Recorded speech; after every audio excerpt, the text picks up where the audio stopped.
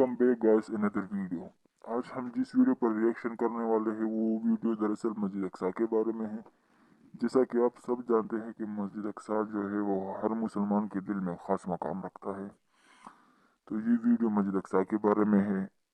مسجد اقصیٰ کے بارے میں اس ویڈیو میں تھوڑی سی انفارمیشن ہے، تو چلیے یہ ویڈیو دیکھ لیتے ہیں۔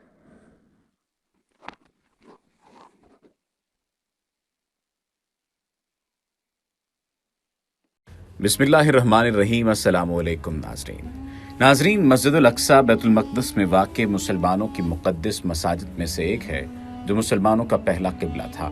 بعض روایات کی بنا پر رسول اکرم صلی اللہ علیہ وآلہ وسلم اس مقام سے معراج پر گئے ہیں۔ قرآن مجید کے سورہ اسراء میں معراج کا تذکرہ کرتے ہوئے مسجد الاقصیٰ کا ذکر کیا گیا ہے۔ یہ مسجد مسلمان، یہودی اور مسیحیوں کے ہاں قابل احترام ہے۔ اسلامی احادیث میں مسجد الحرام اور مسجد النبی کے ساتھ ساتھ اس کو بھی بفضیلت مساجد میں شمار کیا گیا ہے، اور اس میں نماز پڑھنا دوسری مساجد میں ہزاروں نمازوں کے برابر ہے۔ یہودیوں کا عقیدہ ہے کہ معبد سلیمان کا باقی ماندہ حصہ مسجد الاقصیٰ کے نیچے واقع ہے، اور بعض مسیحیوں کے مطابق مسجد الاقصیٰ کی ویرانی اور اس کی جگہ معبد سلیمان کی تاسیس مسیح کے ظہور کی شرائط میں سے ہے۔ اسی لیے بعض یہودی مسجد الاقصیٰ کو مسمار کر کے اس کی جگہ معبد سلیمان کو احیا کرنے کے در پہ ہیں۔ اسی وجہ سے مسلمانوں کو اس مسجد میں آنے سے یہودی منع کرتے ہیں۔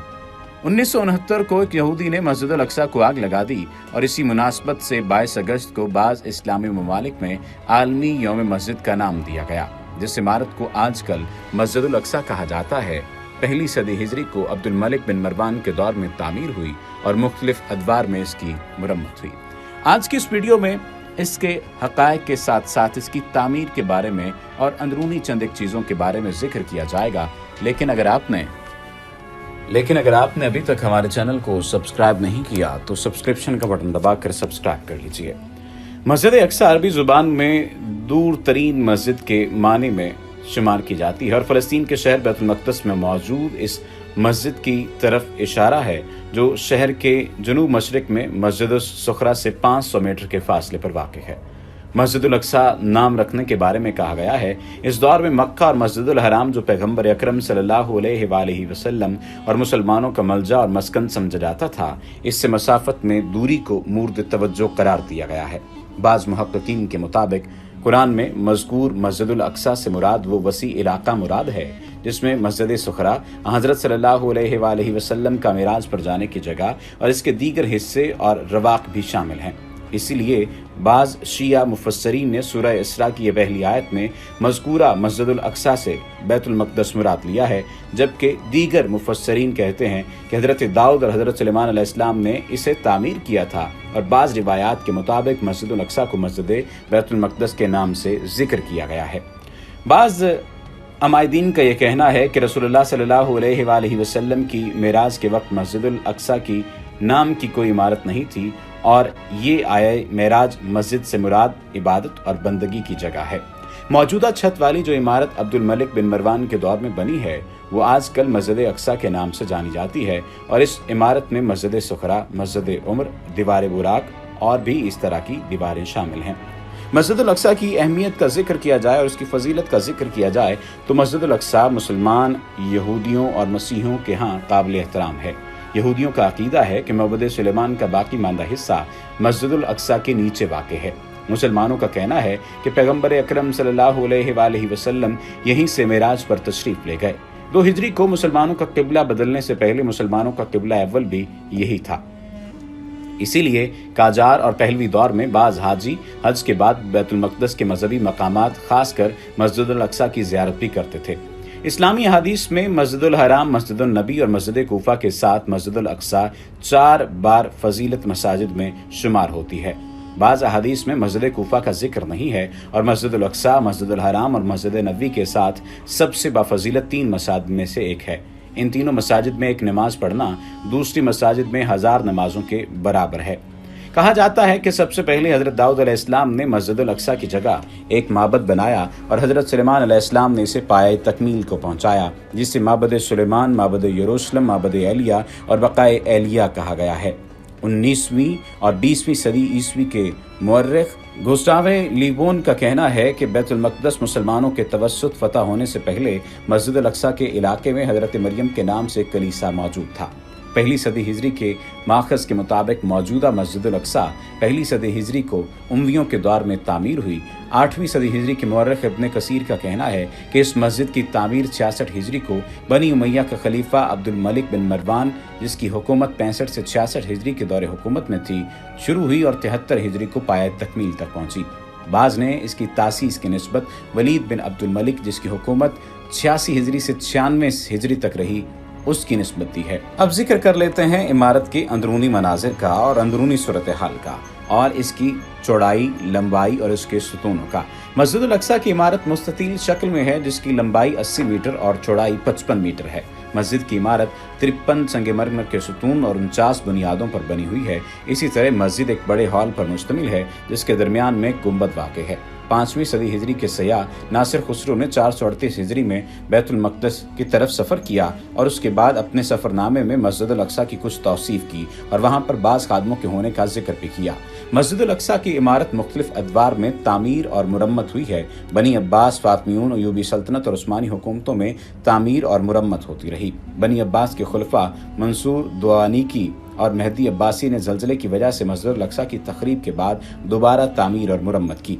इसी तरह एक कतीबा के मुताबिक फातमियों का खलीफा ज़ाहिर अल एजाज दीन अल्लाह के हुक्म से 426 को मस्जिद अल अक्सा पर एक गुंबद बनाया गया और अल मुस्तनसर दीन अल्लाह के हुक्म से 458 हिजरी को मस्जिद के शुमाली ऐवान की मुरम्मत हुई। अब कुछ लोगों का जानना और मानना ये है कि इसे क़िबला अव्वल कहा जाता है, तो इस्लाम और तारीख़ के नुक्ता नज़र से मस्जिद अल अक्सा की अहमियत क्या है।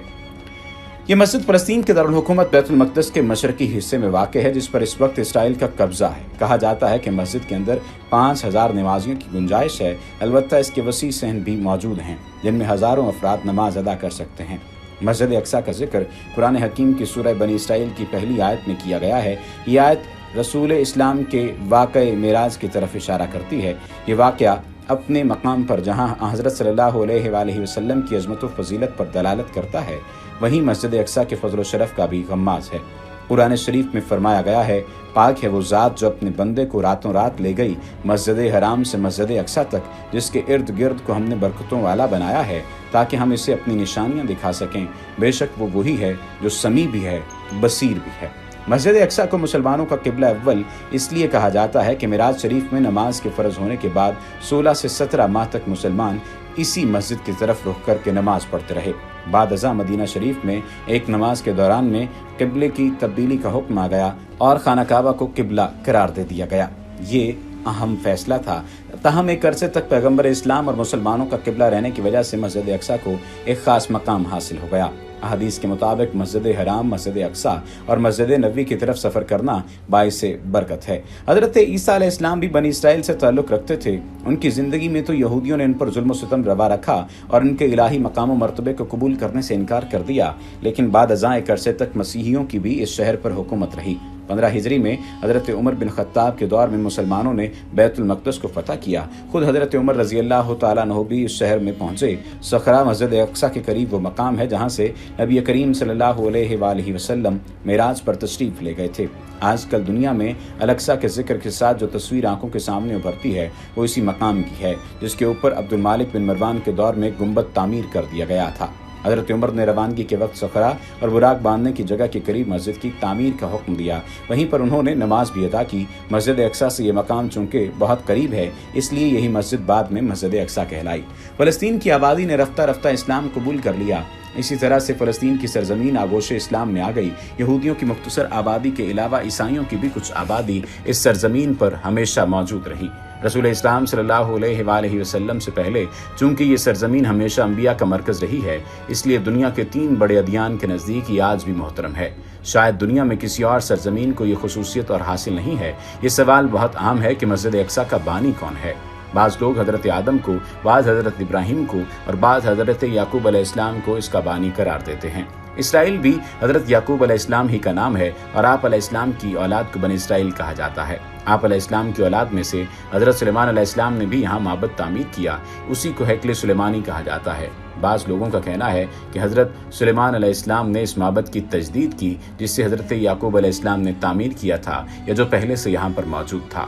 یہودی چونکہ حضرت عیسیٰ علیہ السلام اور حضرت محمد صلی اللہ علیہ وآلہ وسلم پر ایمان نہیں رکھتے، اس لیے وہ چیزیں جو ان دو ہستیوں سے مربوط ہیں ان کے احترام میں کے بھی قائل نہیں۔ ان کا یہ کہنا ہے کہ اس وقت جس جگہ پر مسجد اقصی موجود ہے اس کے نیچے ہیکل سلیمانی کی عمارت موجود ہے، اسی لیے ان کی خواہش یہ ہے کہ مسجد اقصی کو گرا کر ہیکل سلیمانی کو بحال کیا جائے۔ یزید بن معاویہ کے بعد مروان بن حکم نے حکومت سنبھال لی۔ چونکہ یزید کے بیٹے نے تخت حکومت پر بیٹھنے سے انکار کر دیا تھا، مروان کی حکومت زیادہ دیر نہ رہی۔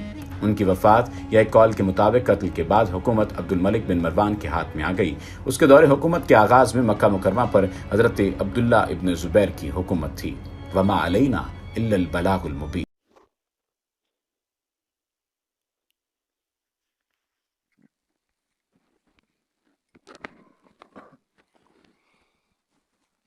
یہ تھی مسجد اقصی کے بارے میں ایک ویڈیو۔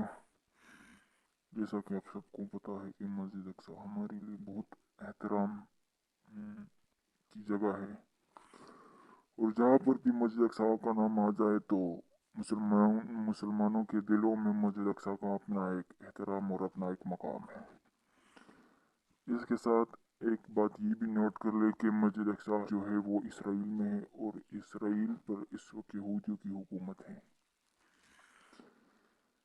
تو عام طور پر اگر قانون کے حساب سے دیکھا جائے تو پاکستان کے پاسپورٹ پر صاف صاف لکھا ہے کہ آپ دنیا کے کسی بھی ملک میں جا سکتے ہیں سوائے اسرائیل کے۔ تو یہ بات بھی نوٹ کر لے کہ آپ پاکستان کے پاسپورٹ پر اسرائیل نہیں جا سکتے۔ البتہ اگر کسی پاکستانی کے پاس کسی اور ملک کا نیشنلٹی ہو تو وہ اسرائیل جا سکتا ہے، اور ہم سب اللہ سے یہی امید کرتے ہیں کہ اللہ پاک وہ دن دوبارہ لے آئے کہ مسجد اقصی پر اور فلسطین پر پھر سے مسلمانوں کی حکومت آ جائے۔ یہ تھی ایک چھوٹی سی ویڈیو۔ اگر آپ کو ویڈیو اچھی لگی تو میرے چینل کو بھی سبسکرائب کر دے، اور اس ویڈیو کی اوریجنل لنک جو ہے وہ ڈسکرپشن میں موجود ہے، اگر آپ چاہیں تو چیک کر سکتے ہیں۔ والسلام۔